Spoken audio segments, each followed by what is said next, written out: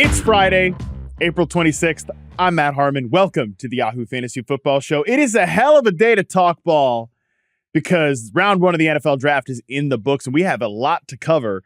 And joining me to do just that is the one and only Charles McDonald. Charles, how you doing, buddy? I'm in shock. I've been in shock for several hours now.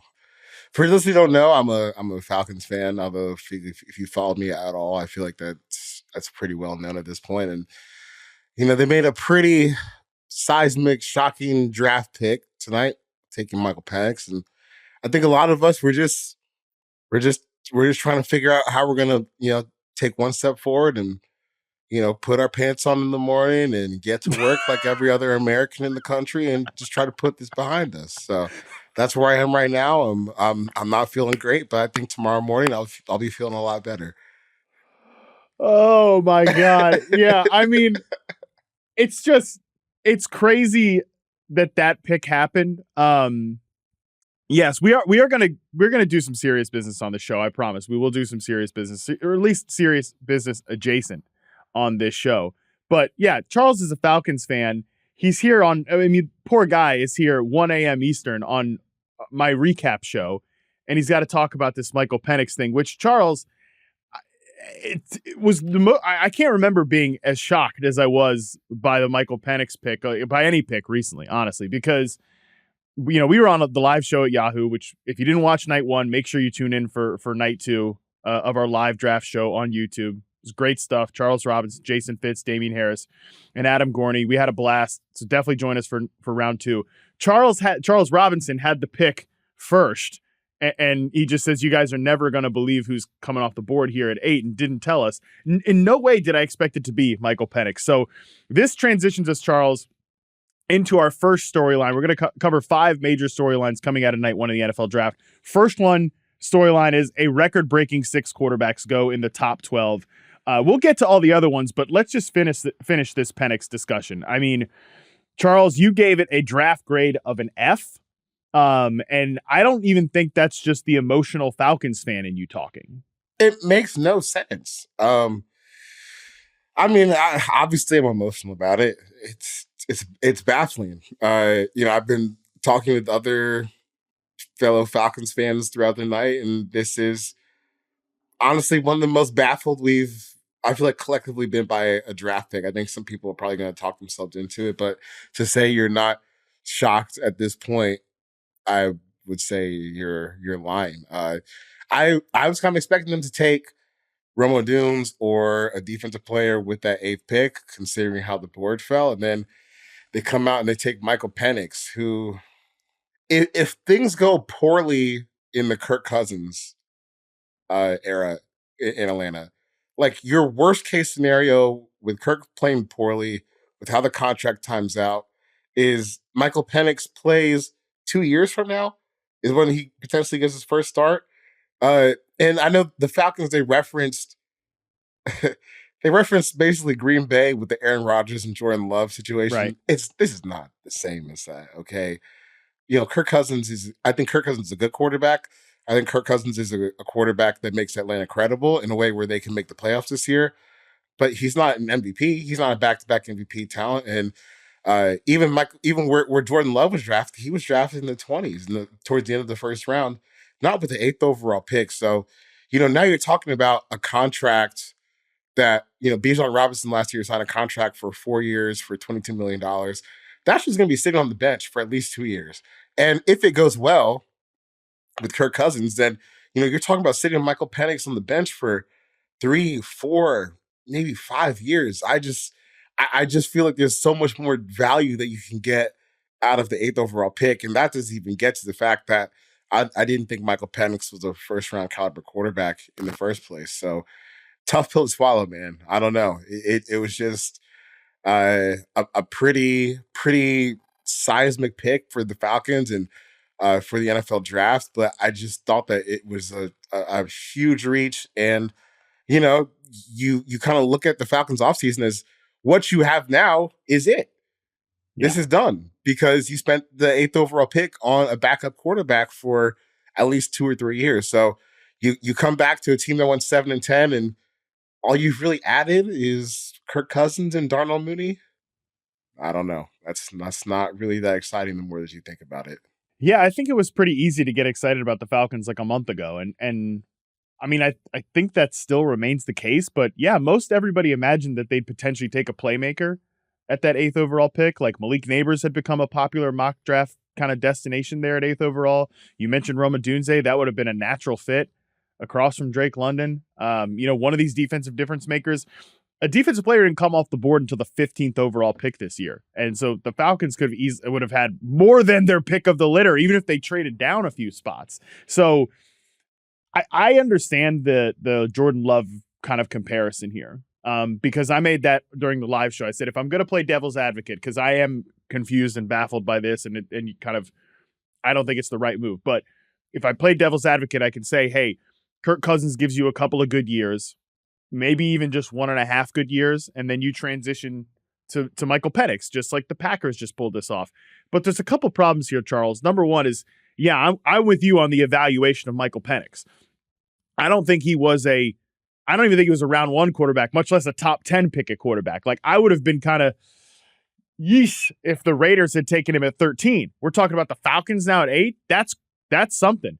And then, not to mention, Jordan Love is 25 years old right now. He'll turn 26 in December. Michael Penix will turn 24 2 weeks from now. 2 weeks from now. So it just, by the time he's actually out there, theoretically, if all goes well for the next 2 years with Kirk Cousins, he's going to be in what should be his prime from an age standpoint, but from an experience standpoint, he won't be there. Yeah, it's a terrible draft pick. And I hope to God that he proves me wrong, because look, I've stuck through this through 28-3. This is not as bad as that, although I don't know. That's tough. That's tough when you're comparing a top 10 overall pick at quarterback, which usually is like the most optimistic a fan can be, and you're comparing it to frickin' 28-3, my dude. Look, it's not quite 28-3. And since I stood through 28-3, I feel like I still have to stand through this. I will be rooting for Michael Penix. I hope this works out. But one, I will be shocked if this turns out in the way the Falcons think it's going to turn out, in terms of him turning out to be like a Pro Bowl or an all-pro level quarterback in the future. And man, when you sign Kirk Cousins, to me, that tells me we have a window where we feel like we can go get something accomplished. And the 8th overall pick is a sizable asset to turn into a player that you think can help you in the immediate future. And they just kind of stashed it. That's just doesn't make any sense to me. Yeah. I don't think, and to do it for a quarterback who's an older prospect, like I was talking to my buddy Richard Johnson, was over watching the draft with me, and he was like, the broadcast was alluding to a quarterback being the pick, and I was like, I could swallow or stomach the idea of JJ McCarthy being the pick. That's what I thought, because dude, he's 20, 21 years old. And by the time Kirk Cousins gets out of here, he's what, 23, 24? There's also a lot of stylistic overlap, which I don't really think exists. Like, I also find Penix kind of a curious fit in this offense. So I don't know. Yeah, you're right. I'm sick. Yeah, I'm sick for you, pal. I'm sick that you have to be on the podcast now, and we got to talk like about a bunch of other stuff, but maybe that will actually make you feel better. But yeah, look, bottom line, I mean, from a brass tacks perspective, at least you don't have to sit here and ever face like Marcus Mariota, Desmond Ridder again. Like, this is the backup quarterback position is secure in Atlanta, buddy. So there is that. If Kirk Cousins starts if he can't start the season because of his Achilles, or he gets hurt again, at least you have some insurance. So for your fantasy football, Drake London, Kyle Pitts, Bijan Robinson bags, at least there's some insurance. We're not about to see Taylor Heineke play in this offense again this season. But all right, let's move on from Michael Penix. Real quick at the top, Caleb Williams to Chicago. Look, you gave it an A. Obviously, we all knew this was coming. We don't have to spend a lot of time on it. We'll talk about Odunze in the second storyline. But I mean, we knew this was coming. And hey, Chicago has its quarterback of the future. Yeah, well, I mean, did we even talk about this pick since what, February? Yeah. Yeah, nothing much more to add here. Yeah, so there's not much. There's not much to add here. It's a great situation. Getting Rome is fantastic for him because now you get the immediate three-headed monster of Keenan Allen and DJ Moore and Rome Odunze, but you also get the long-term like duo of DJ Moore and Odunze, and then obviously Caleb Williams is there. So I don't know. We've been talking about this pick ad nauseum for months now. So let's go to the next pick, which was Jaden Daniels, which everybody on the draft set, the show tonight was very hyped up. If you were doing our emoji little thing in the app, if you were giving the emoji reaction to the draft picks in the Yahoo Sports app, which if you weren't, you should definitely be doing that. Everybody was hyped about it. All fire emojis on set. But you, Charles McDonald, did not give it the fire emoji, and you gave Jaden Daniels a C+ in your draft grades. I will say that I share some of your hesitations with Jaden Daniels as a prospect. I do think from a year one perspective, he can actually field a pretty good offense in Washington with those two guys at receiver and the guys they have in the backfield. But am I overlooking the potential concerns of him as a prospect as we look to year one? I just thought that for me, I just, first of all, I thought that, and I still do think that the Drake May and Jaden Daniels are just not the same tier of prospect. You know, I kind of view Drake as someone who has like real star all-pro potential in the NFL. And Jaden, I think he's a good prospect. You know, he's a quality prospect. I just haven't looked at him as someone's like, okay, I got to get this guy at number 2 overall, because if I don't, then maybe I feel like I really missed out on something. It's really just, I think his profile is interesting because through the COVID years and some of the longer college football careers that we've seen over the past few years, you know, we're seeing guys who have played like legit 5 years coming to the NFL. And I think Jaden is kind of the first that has gotten drafted this high that has played that much football. Because he did start 3 years at Arizona State, he started 2 years at LSU, and now he's here as a second overall pick with the Commanders. So it'll be interesting to see, like, okay, is he maxed out, like physically, because he is going to be coming to the NFL older. He's already got a slight frame, but at the same time, the floor is really high with Jaden Daniels, I think, right? Because if you can run like that, you're going to run away from a lot of defenders. You can run like legit 4.3, 4.4 speed, and you have the deep ball accuracy. Yeah, he could at least be like Jalen Hurts, so you know, somewhere in that range, and that's still a good quarterback. But to me, I just would have taken Drake May at that spot. Yeah, I think I share basically the same opinion that you do about Drake May, and that if it was me, I would have taken him at 2nd overall. That being said, like analyzing the pick as it is, and the current fit with that team, I think it maps really well. I think like Terry McLaurin can be the vertical receiver in what Brian Thomas was for Jaden Daniels at LSU. I think that Jahan Dotson is a player who, I mean, both these guys need to be maximized. They both can graduate like a level of public perception, but especially Jahan Dotson's like not been a productive player so far in his career. And I don't think that's his fault. Like, I think he's a guy that can play in the slot and run some of those vertical slot routes that were a base of that LSU offense. And look, I've got my questions about Cliff Kingsbury designing a good passing game, but you look back at the numbers of those Arizona Cardinals rush attacks, and they were effective. They were a quality running game consistently in Arizona under Cliff, which I think will continue with Jaden Daniels. I think and Brian Robinson and Austin Eckler back there is a pretty good duo. And from a fantasy perspective, like Jaden Daniels is going to run, you're going to start him in your fantasy team. Like that's just the reality. Like he could end up being a very big value pick at quarterback this year. Yeah, it's just kind of tough to think. I guess for me, what my pause with this fit is like year one, I don't really see the offensive line being all that great. You know, I know there was like some rumors in the last day and a half about the Commanders potentially trading back into the first round to get an offensive tackle, which obviously didn't happen because I think those guys just came off the board too early for them. But at the same time, man, they're in a better spot for sure than they were with Sam Howell, with Jaden Daniels. I think that's, indisputable. So, it doesn't give you you don't get an F for picking Jaden Daniels. I just thought that with Drake May on the board, that's where I would have gone. And I just have some concerns about, and maybe this is just me not having enough, ability to look into the future, but just a little bit of hesitation about, hey, there's just a prospect profile that we really haven't seen going number 2 overall in terms of the amount of time played in college football. And really, the supporting cast is outrageous. We just saw 2 first-round picks at LSU. They have 2 offensive tackles who are going to be top 10 picks, Will Campbell and the other guy at the right side. Like, it was a really good situation. But to be fair to Jaden Daniels, he did make the most of it, and now he'll have his opportunity in Washington. All right, next pickup was Drake May to New England, which you gave an A. Obviously, I think that comes down to your personal evaluation of Drake May, which I share. I share that optimism for him as a future prospect at quarterback.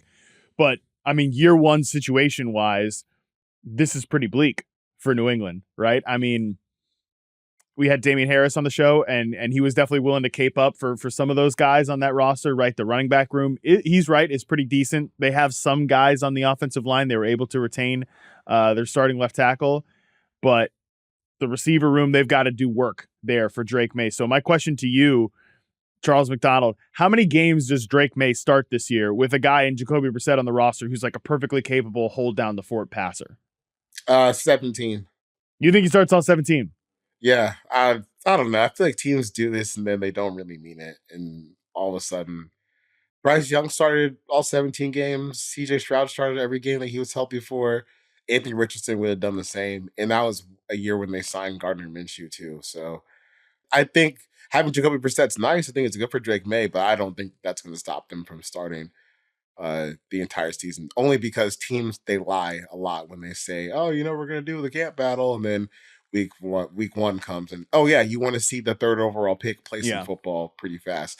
I will say though, he's in for it. Like this is not the same as Caleb Williams going to a pretty stocked Bears offense. This is he's gonna have to get out the mud a little bit, as some people like to say. He's gonna be used to it after what he went through at UNC last year. Yeah, man. I mean, he is. That's the thing is, like, typically you worry with these young quarterbacks about, all right, he's out there and is he going to start to develop battle scars and bad habits and stuff like that, right? Because of what he's going to be playing around and just the situations he's going to be put in.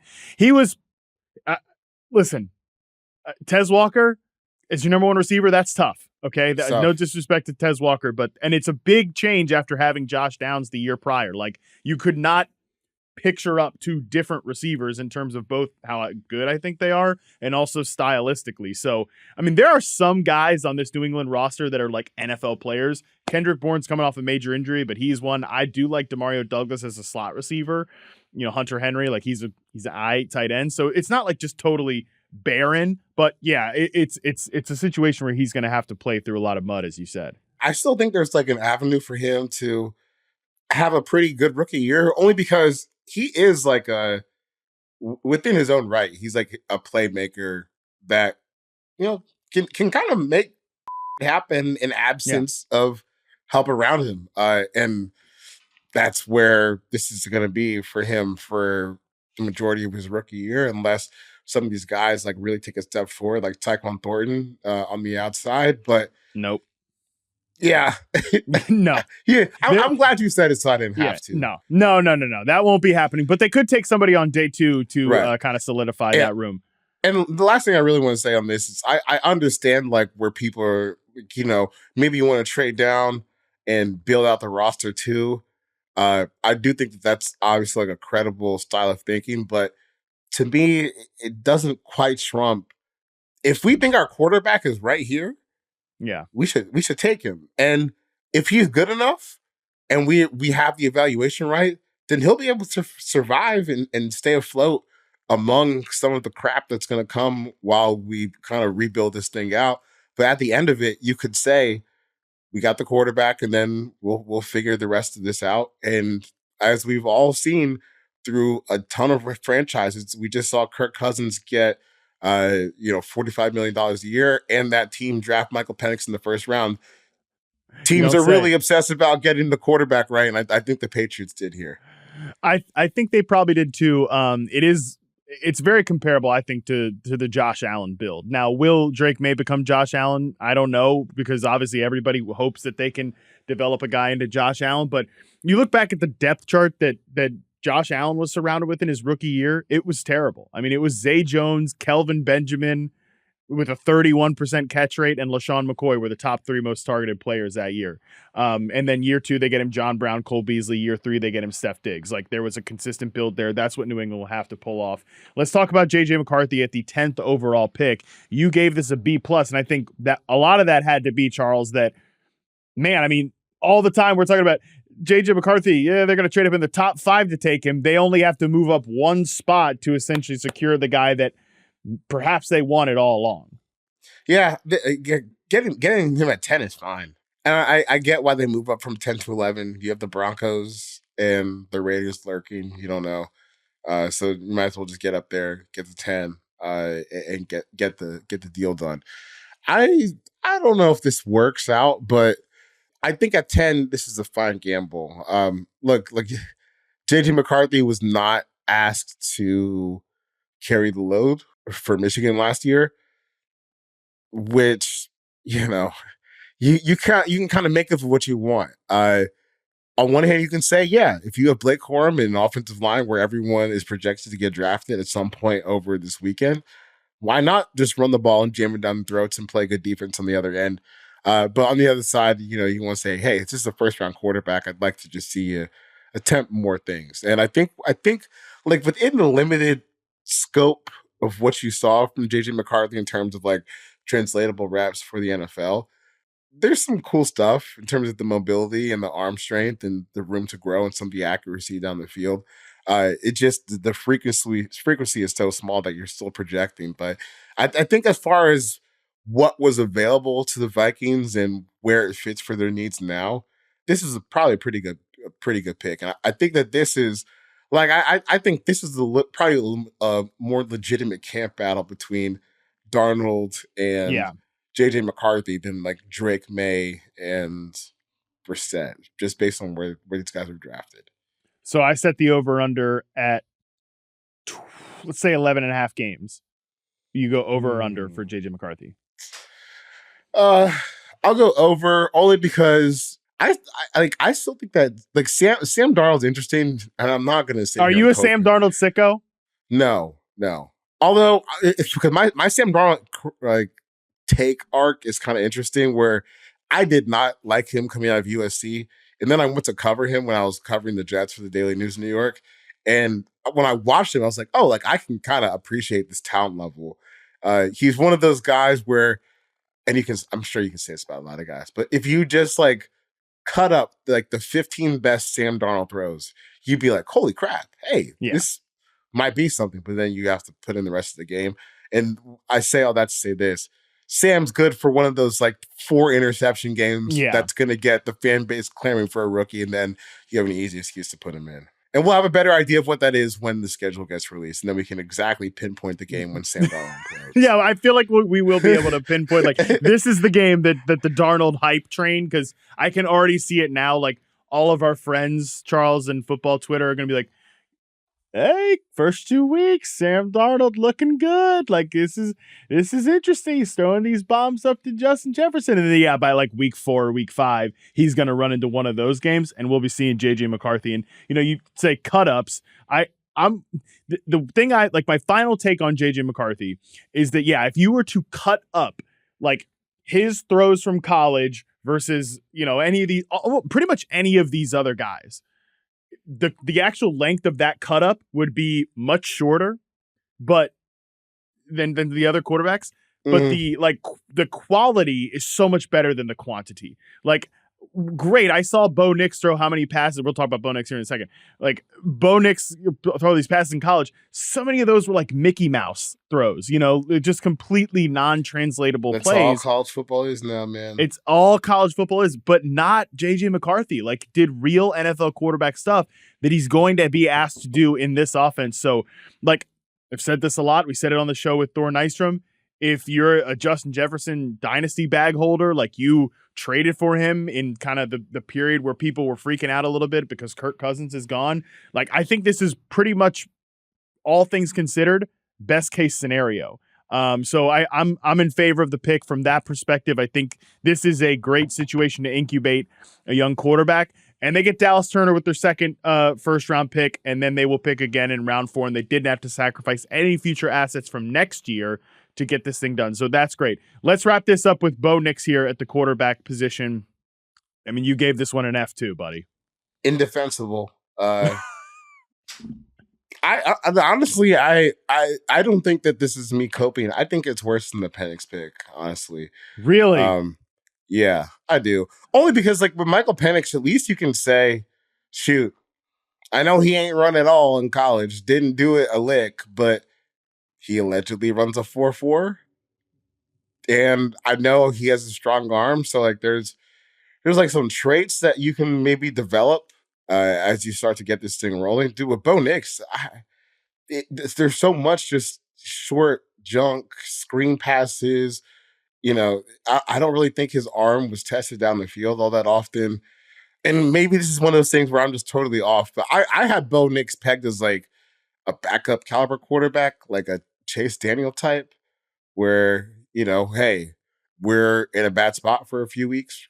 Got an injury, you can put Bo Nix in there. But if I'm coming to you with a quarterback battle in August of Bo Nix versus Zach Wilson versus Jarrett Stidham. I don't know. What's the difference between any of those guys? I feel like Bo Nix can win that battle. I mean, I think he my money's on Zach Wilson, by the way. Yeah. God, he plays with good timing. I think he can run. I think he can run the offense. I actually think from a floor perspective, like you're shooting, that's what you're shooting for here. I think you're shooting for a floor with Bo Nix. You're shooting for functional NFL quarterback play, which the Broncos were not going to have this season without him. But I just think there is no way that like in 3-4 years, we're not having the Jared Goff like Rams conversation where we've run into a ceiling with Bo Nix. And there's not a lot of surrounding talent here to help elevate him early on. Like, so I think he's like way worse than Jared Goff is. I don't know. I think he's he's not even close to like in terms of caliber of prospect. But I'm just saying from like that dynamic where the head coach is like, okay, I want more. Do you see like what has happened to this sport? 6 quarterbacks in the top 12 of the draft. Like, what are we doing here? Yeah. What are we doing? What happened to just being able to take a guy round 2, like the Derek Carr range, the Colin Kaepernick range? What happened to that? Like Will Levis last year am I crazy or is like I think Will Levis is just as good, if not better, of a prospect than Bo Nix and Michael Penix. Definitely. I don't know. Just I sent out today on social media like the quarterback thirst has gone too far. Yeah, and I really think it has. Like when we're talking about 6 quarterbacks round 12, QB 6 is a top 12 pick. That's unreasonable. NFL.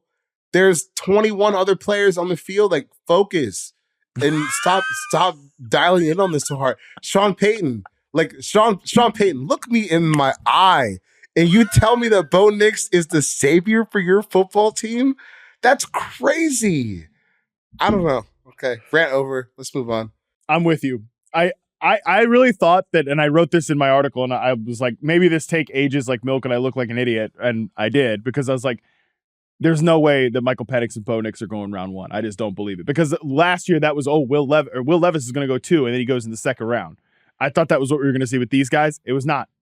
The thirst was real, as Charles said. All right, we're going to throw to a quick break here. When we come back, we are going to run through the 4 other top storylines coming out of round 1 right after this. All right, storyline number 2, Charles McDonald.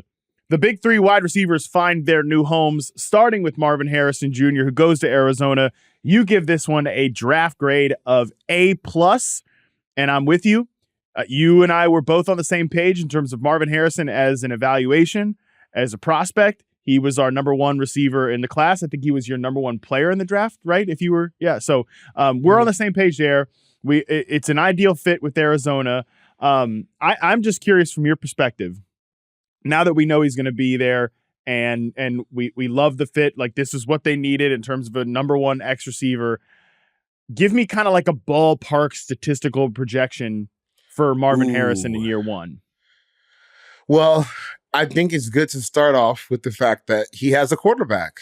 Yeah, I think that Kyler Murray's season was interesting last year because I do think like he did get off to a little bit of a slower start than people are giving credit for. But by the end of the season, man, he looked pretty good. I think if you go back, you watch the Eagles game, like you see, okay, yeah, he's back to looking like the guy that people were excited about a few years ago.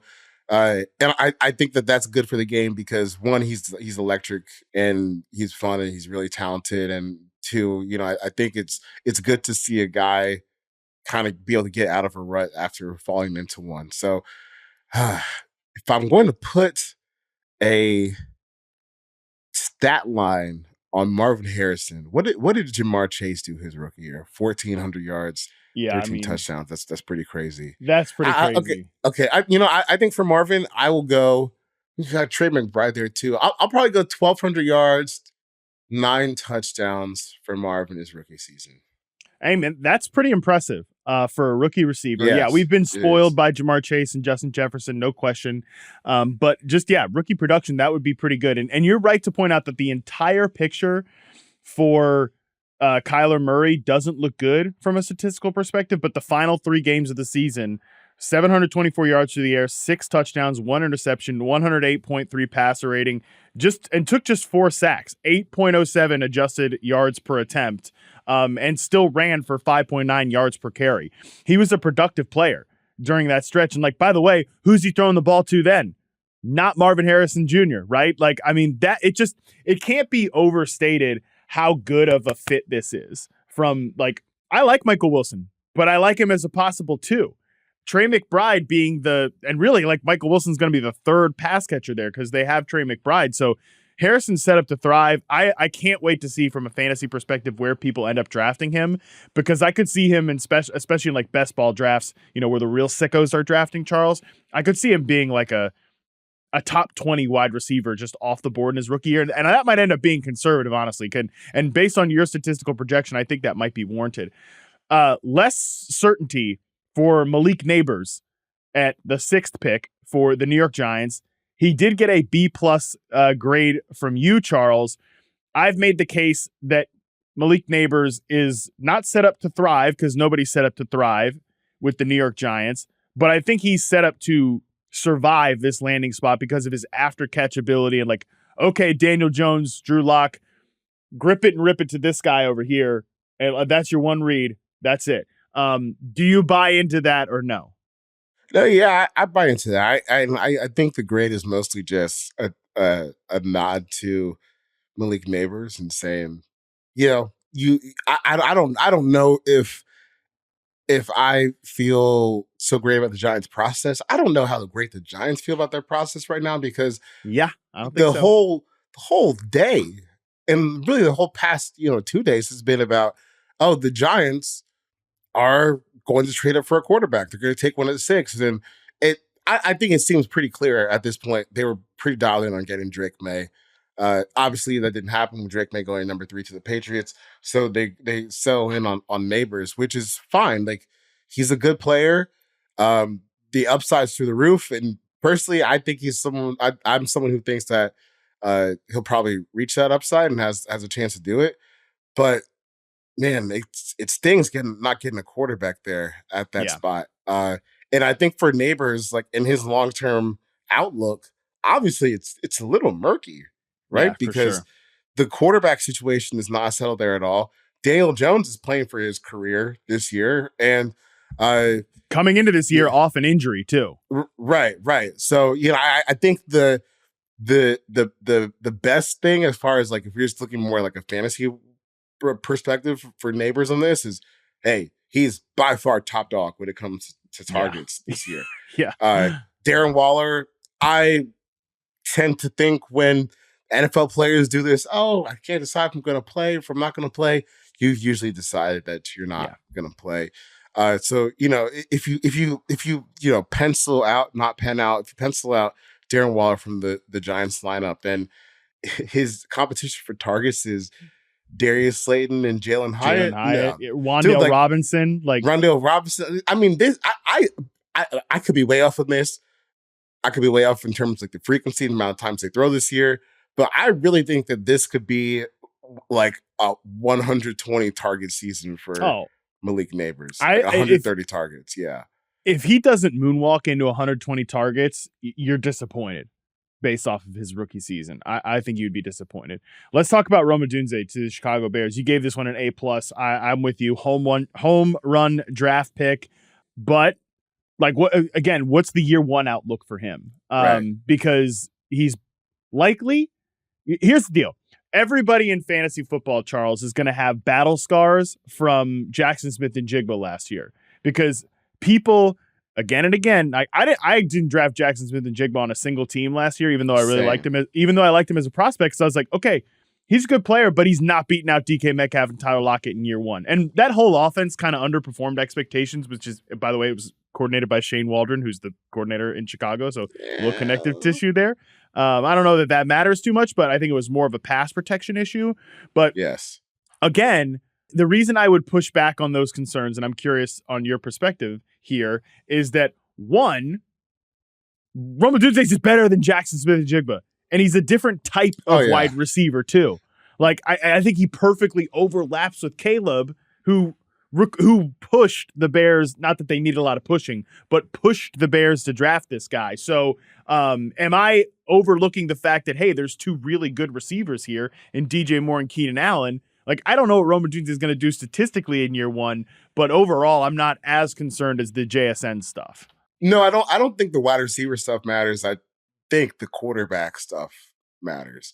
Look, I think Caleb Williams is going to be a superstar in the NFL, but not year one. Yeah, sure. You know, so that I think that's where I would be a little, you know, if I'm looking at this from who am I going to draft like in a redraft this year? I don't know how high I would be on Rome Odunze because, you know, this is an offense that not only has two veteran wide receivers on the outside that he's going to be battling with, but also Cole Kmet, who's a pretty solid tight end in his own right and has gotten paid, and DeAndre Swift coming out the backfield. So I don't really know how much Odunze is going to eat this year, but for the Bears, for a long-term perspective, I think this is a brilliant pick. Yeah.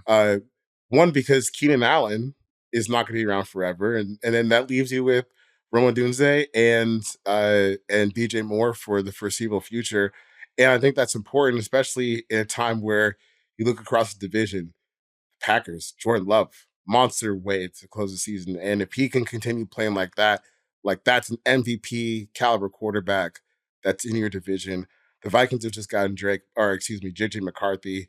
The Lions are still good. This is a pretty important time, I think, for them to load up on the firepower. And they did it with this pick. And quite honestly, you know, I don't like to wish ill on players, but there's always a chance that Keenan Allen starts to see like a drop off in terms of how he plays, just or based gets hurt. On how long, or gets hurt based on how long he's been in the league. So, you know, I think that's probably a cleaner pathway for Rome Odunze getting the targets and the opportunities to have a monster year rookie one. But I think I would view him more as like a dynasty draft and stash guy right now. Yeah, like honestly, we could definitely see a situation where Keenan Allen is, you know, he gets injured because that's been a consistent part of his game. He was even banged up at the end of last season. And then if that happened and you don't have Rome Odunze, you're like, oh, shoot, we're back to having DJ Moore and nobody. You know, so you don't want to be in that position with Caleb Williams. And you're right that, like, he's as good as we think Caleb is. He is still a rookie quarterback, right? Like, we're talking about Seattle's passing offense being disappointing last year. Geno Smith put up 3,624 yards, 20 touchdowns, 9 interceptions, 92.1 passer rating. If Caleb has those stats in year one, that's pretty good. Like a great rookie season. Especially with these guys that he's got there. So I will say I'm with you overall that, like, really I think all three of these Chicago receivers could kind of cancel themselves out. I could see a scenario, I talked about this with Daniel Jeremiah, where Keenan Allen leads the team in catches, DJ Moore leads the team in yards, but like Rome Odunze leads the team with 6 or 7 touchdowns. Like, I think there's those scenarios are all possible. But since you said dynasty, Charles, let's wrap this storyline with this question. Dynasty draft. Like, you play in a dynasty league? Oh yeah, I play one with Charles Robinson and Michael Smith. It's takes up a lot more time than I'd be willing to admit. And, it's funny you mentioned Justin Jefferson earlier because I literally traded away Justin Jefferson for Mahomes this year in Superflex Dynasty. Hey, listen, that sounds like a win-win deal to me based on team needs. But okay, so put your dynasty hat on here, Charles. You got your rookie draft coming up. Thank you for literally putting the hat on for the YouTube viewers. I saw that. Marvin Harrison, Malik Nabers, Rome Odunze, what order do you have them in for dynasty after round 1? Oh man, I would probably go Marvin. Maybe in the order they're drafted in: Marvin, Nabers, Odunze.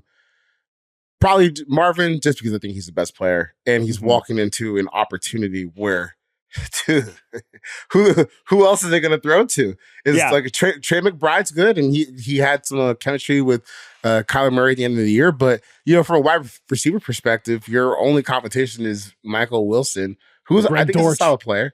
Greg Dortch, who's 5'7", so he's not Marvin Harrison. I think both of those guys are solid players for sure. I think they're quality players even, but they're not Marvin. So I would put him number 1.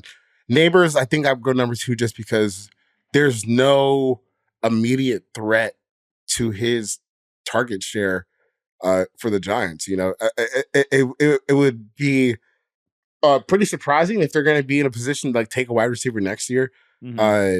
They've paid Dexter Lawrence, they've paid Andrew Thomas, they've paid Brian Burns and traded for him. It's not like they're really in a position to even go make a big splash at wide receiver in terms of contract wise. So I think that's going to be his own little block that he can hold off for a while. I think it's fair to have concerns about what the efficiency might look like with what the quarterback situation is. But from a volume perspective, I have a hard time seeing where this ends up actually being bad or struggle for fantasy owners. And then Odunze is just a lot of mouths to feed right now. Year 1, unless he just comes out and is bona fide on wide receiver 1 and comes out as a rookie and plays better than Keenan and DJ Moore, which is not impossible.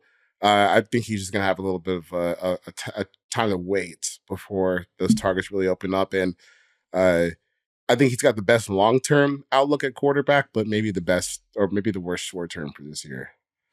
I think that number 1, easy is Marvin Harrison, and the more difficult question is where am I going to slot him in my overall wide receiver dynasty rankings, and it's going to be fairly high, honestly. There's because I think the quarterback pairing is good, and because I think he is that good of a prospect. He's my number 1 graded prospect of the last 4 draft classes. I'm going to have him fairly high, probably somewhere close to the top 8. I mean, he's going to be there without ever taking a snap, and I think he's going to deserve it. But for me, because I think the landing spots for Nabers and Odunze both come with big questions, quarterback questions for Nabers, surrounding talent questions, and path to immediate volume for Odunze. I think those kind of negate and cancel each other out. So for me, there's no reason to rank them differently from how I ranked them going into the draft, which was Odunze 2 and Nabers at 3. I think those guys will be a little more difficult, and I'll have to take a couple days to think about it in terms of where am I going to slot them in my overall dynasty rankings. But okay, so Charles and I have a little bit of disagreement there at 2 and 3, but I'm sure it's close. It's kind of flipping a coin there. Yeah, cry about it to somebody else. Okay, storyline number 3. Brock Bowers goes to the Las Vegas Raiders in a pick that I don't think I saw mocked one single time. Nope. After Michael Penix was shockingly taken by your Falcons at number 8. Let's remind you of that one more time. I'm sure you will never forget it in your entire lifespan on Earth, but let's get it in one more time anyways. So Brock Bowers to the Las Vegas Raiders. Certainly did not see this one coming. What was your reaction when you saw Bowers off the board? You gave this a B-. My reaction was Antonio Pierce and Tom Telesco, they have decided to just not overthink it to a degree. Maybe they've underthought this one a little bit because they took Michael Mayer last year, who by the end of the rookie season looked like, I don't know, he looks like he'll be a pretty quality NFL tight end to me in a league where it's kind of getting difficult to find NFL tight ends. So I didn't really see tight ends as a need, but it's hard to be upset at the idea of adding Brock Bowers to your offense. Right. Like he really is that special of a player. So I think the fit as we sit here, at 1:35 a.m. Eastern on draft night after only it's over. Only 10:30 for me, buddy, on the West Coast. Yeah, that's not real time. This is God's time over here. It's the real hard, blue-blooded American time. He says in New York City. I mean, give me a break. In Brooklyn. In Brooklyn, by the way. Yeah. I know all about it. All about what it means to real American. Yeah, for sure. Yeah, be the real American over here. And I don't remember what the hell I was talking about before. Well, Brock Bowers. Yeah, it's okay. Yeah, it's not like the cleanest fit. Maybe this is a sign that they want to run more 12 personnel stuff with Bowers and Mayer. But don't you think it's just another weird, bit right? of? Don't you think it's just another bit of confirmation that teams, and specifically this team, don't really view Bowers as a TE, right? Like Michael Mayer is a true inline tight end, right? When we talked about the guys last year at tight end, it was like, okay, Dalton Kincaid can be moved around the formation, used as a slot. Sam Laporta, probably same sort of thing. But like Mayer was the guy that was a true inline tight end, whereas Brock Bowers is not that guy, right? And I do think that they had a need for a slot receiver because they have a good flanker in Myers. They have a true number one X receiver in Devontae Adams, right? So is it sexy with Gardner Minshew or Aiden O'Connell at quarterback? No, but I do think that's the making of a pretty good skill position group. No, sometimes when you don't have your ideal quarterback on the roster, you just don't force the pick and just take a really good player.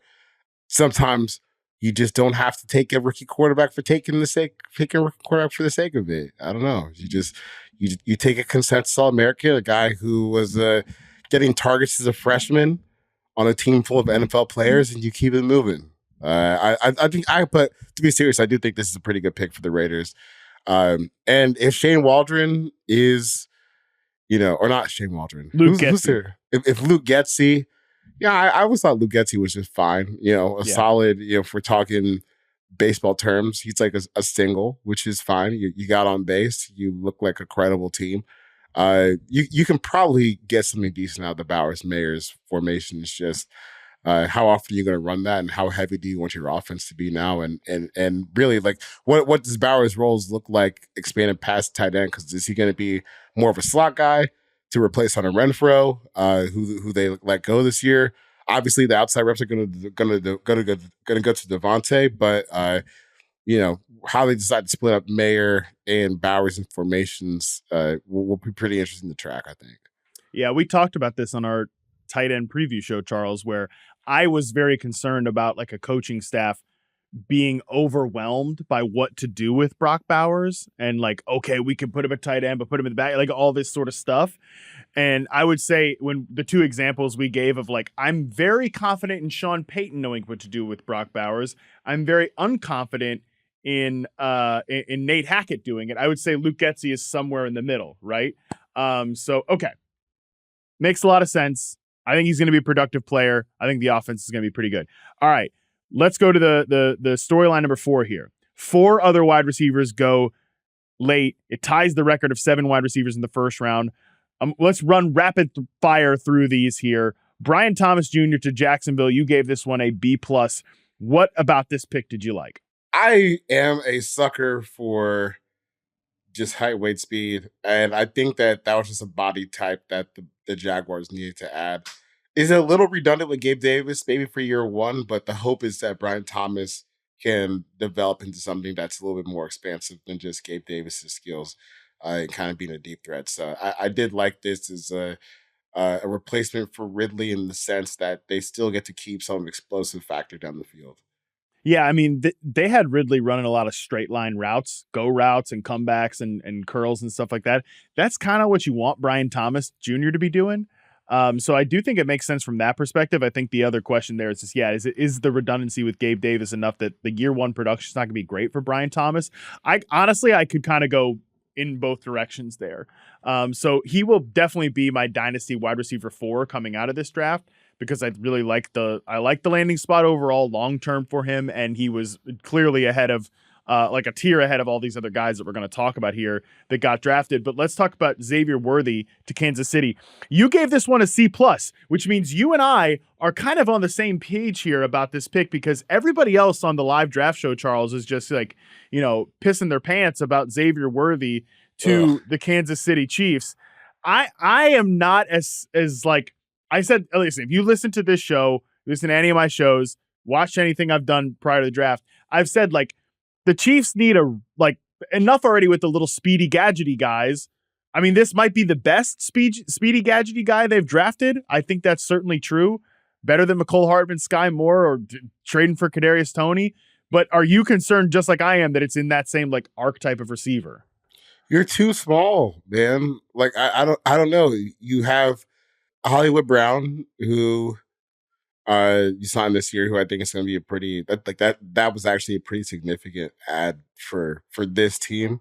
I thought you have, just in terms of like size, you already have a guy like Sky Moore, who's not really turned into anything, but that's still someone contract wise is probably still going to be in your roster this year. Now you've added Xavier Worthy in round one. I don't know. The problem here is Patrick Mahomes is on this roster, right? So, but you know what, Charles? But people have done this with Chiefs receivers for years now. I know. But just think about Pat with a 4-2 wide receiver. Like, there's going to be some magic that happens. I just find this to be, especially with Hollywood Brown on the roster, just really redundant. And I know that, like, if you're starting to mesh this together and build out the receiver room, having Rashee Rice here, it makes a big difference. Maybe having Rashee Rice in week 5 when he comes back is going to be pretty, big for this offense, because I do think, like, when you start to look at how they've built this wide receiver room, you need someone like Rashee Rice, or I would say maybe even another guy, two guys who are a little bit on the bigger side. And I don't know. I think the 4.2 speed is going to be something that helps Xavier Worthy have a successful rookie year. And if you can run that fast, there's a spot for you in the NFL. I just don't know if this is the kind of receiver that the Chiefs needed for their own offense. I'm with you. And by the way, like Rashee Rice, he's a bigger receiver, but the way they used him in his rookie season was in the small game. Yak plays, quick routes, stuff like that from the slot. So, I have no idea who they're throwing out at their X receiver spot in week 1. That's just like, Marquise Brown's on the roster. Marquise Brown's probably the best player comparison for a guy like Xavier Worthy, which is fine. Marquise Brown's a solid player. Look, it's like they needed a receiver. They needed to stretch the field. There's no question about that. I just have my questions about Xavier Worthy as a player. And I now would imagine that he's going to probably be the consensus wide receiver, maybe even 4 in dynasty drafts by the time all is said and done, because of the Chiefs tax, which, by the way, if you've been paying the Chiefs tax the last few years, you've hit once with Rashee Rice. Other than that, you've been paying back the money to the government that you didn't want. Okay, Ricky Pearsall goes to the San Francisco 49ers. You gave this pick, it's Ricky Pearsall of San Francisco, a D, which you're just like the 49ers fans on Twitter. I'm apparently having to talk off the ledge. Multiple people talk me off the ledge here, Matt, about Ricky Pearsall. I don't get it. What number one, Ricky Pearsall is good. He was a top ranked prospect for me. This is where I had him graded, like round 1, late round 1, early round 2. That bucket of players. I had him as my receiver 6 in the class. So this to me is fine. And by the way, we all seem like we're anticipating a trade for one of these veteran receivers. Mike Silver, who had this pick to begin with, said that San Francisco is more likely to trade Debo than Ayuk at this point. And I'll tell you what, Charles, if they trade Debo and not Ayuk, this is an A+ draft pick by the San Francisco 49ers to me. Oh my God, you're disgusting. What's the problem with Ricky Pearsall? I was kind of under the impression that he could have had like 60 picks later than this. I don't know. Well, obviously not. Obviously not. Like, that's what kind of threw me off. And also, maybe I'm a hater here, but so much of my Ricky Pearsall, takes and where I stand with him, like, morally, comes from Morally. Yes. Yeah, Yes. from making excuses for Anthony Richardson. Not excuses. It's okay. It's okay to like Anthony Richardson as a prospect. I think two things are true. Ricky Pearsall was very bad in 2022, and he was pretty good in 2023. Yeah. Players get better. Players develop. Okay, but I was just I didn't think that this is gonna be, a pick 31 for him. And I don't know. The idea of replacing Deebo Samuel with Ricky Pearsall to me is nuts. Like completely absurd. Well, it's a completely different the problem is they are completely different players. And the problem is that Kyle Shanahan has kind of figured this thing out so well that I will probably end up looking like a bozo on this, because he has turned, even the Brandon Ayuk, when he got drafted, that was not a super popular draft pick at the time. It was very polarizing. And now, we sit here and he's probably going to be, around a $30 million wide receiver by the time this is all said and done. So I could be totally wrong here. I just thought that this pick was made like a round or two too early. Well, I disagree with you on that flat out. But here's the thing, Charles. This is your show. Well, hey, you're here with me, man, at 1:30 in the friggin' morning after your team drafts Michael Penix at 8th overall. So it's our show, pal. Let me tell you what, though. What have we been saying about the 49ers, especially coming off the Super Bowl, right? Like, and you're talking about swapping Deebo Samuel for Ricky Pearsall. They do some fun stuff, but their drop back pass game is not that good. The receivers, specifically Deebo, was locked up in man coverage in the Super Bowl. You know who was number 2 behind Rome Odunze in a little website called Reception Perception Success Rate versus Man Coverage? You know who's number 2 among the prospects? Go ahead. Ricky Pearsall, baby. So the 49ers have a second receiver who can beat man coverage now, which they did not have 24 hours ago. So I'm excited about the pick. I think they need another guy. If they have to trade one of these two players in a salary pinch, if they do trade Ayuk, they have another man beater to replace him. If they trade Deebo, now they have 2 receivers that can beat man coverage, and I think that's an evolution at the position. Okay, last thing from this storyline, Xavier Legette to Carolina. You gave this one a C+. I'm also kind of with you here that I'm a little mixed on this one.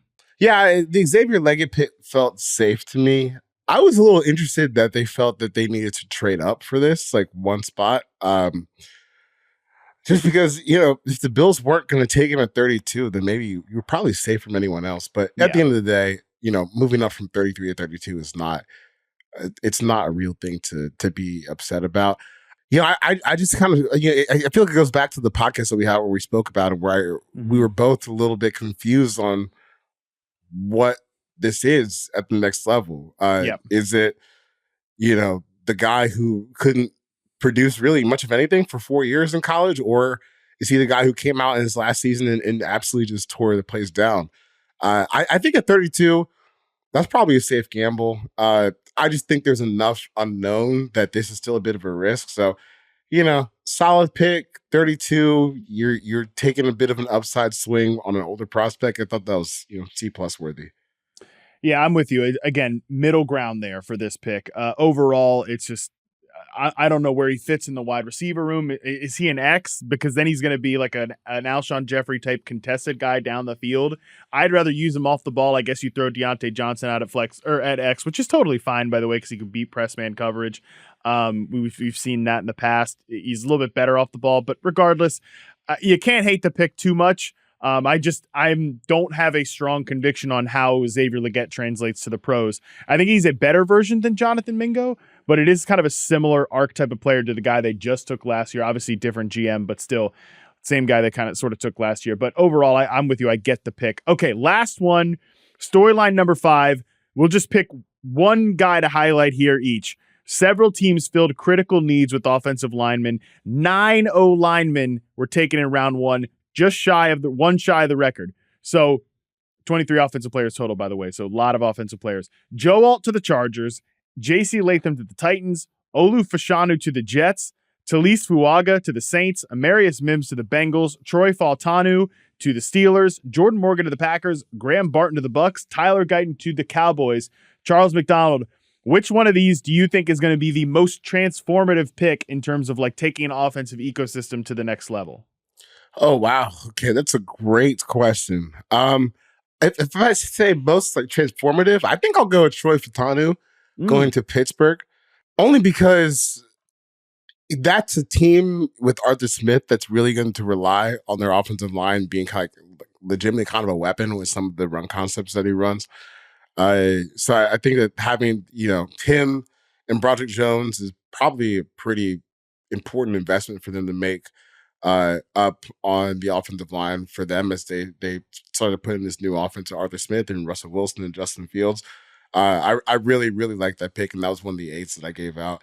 I do think like one of the most interesting picks that tells you about how a team felt about what happened last year was Fashanu to the Jets, where they're just like, hey, that situation we had at offensive tackle in 2022, never, ever again. Yeah, good. Yeah. Smart. So we signed Tyron Smith. We go out and we brought Morgan Moses back, and then we spent a first-round pick on Fashanu. They have decided offensive tackle is the utmost premium for them. And I think, even if you're at a situation now where Morgan Moses is your swing tackle, that's a really good spot to be in as long as Tyron Smith stays healthy. So that was a pretty good pickup for the Jets. Yeah, I'll go with J.C. Latham to the Titans. I'm kind of mixed on J.C. Latham as a prospect. I don't know how you feel, but this does send a signal to me. Like if we're talking about transformative, I had been kind of under the impression like, okay, maybe, Brian Callahan's going to literally just bring the Bengals offense, with all these receivers and stuff like that. And they get kind of another space back in Tony Pollard to go along with their space back in Tajay Spears. And they just think Will Levis is going to drop back and like throw the football all over the yard. Latham to the Titans, especially because Charles Robinson told us on the draft show that Rand Carthon was going to take J.C. Latham even if Joe Alt was on the board. That was going to be their pick. So they clearly targeted this guy, which to me sounds like a team that wants to still establish that running game and maybe build off more of a 2 wide receiver offense with Hopkins and Ridley. You do something there with the tight end position. Chigo Okonkwo is kind of a movable tight end piece there. And you really have like a strong run blocking offensive line with Tony Pollard and Tajay Spears kind of leading off a dominant run attack. So that pick, maybe took me by surprise a little bit, but I think it could be a transformative one in terms of their identity. Yeah, I just think the only interesting thing for them in that pick is like, do they view J.C. Latham as a left tackle? Because that's a good question. The biggest hole on their offensive line by far. DeAndre Dillard experiment went, it looked like a first-round pick who had previously on his old team got beaten out by UDFA in Jordan Mailata. So it'll be interesting to see what they decide to do in terms of their right side and who they flip over there, because I think they have a couple quality right tackles, but offensive linemen, they cross-train. You got to be able to play just about everything if you want to be a good offensive lineman these days. So I'm sure taking left tackle reps, if it comes to that, will not be foreign for J.C. Latham, but it is something the Titans still have to figure out when they get to camp. All right, that's going to do it for our round 1 recap. Charles, appreciate you being here, buddy. After the night you had, thanks again for stopping by, and we'll be doing this all again on Sunday as with our full draft recap. Yeah, it's been an emotionally taxing day. It has been a night. It has been a night for our own Charles McDonald here. Hey, buddy, appreciate you for doing this again. Next time you hear from us will be on Sunday as Charles and I recap the entire NFL draft. We're going to have a busy day 2. Again, remember, if you're hearing this right now, make sure to tune in to the Yahoo Sports YouTube show, our live draft stream for round 2 and round 3.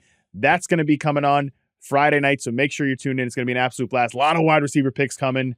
We'll talk to you on Sunday. Until then, we're out.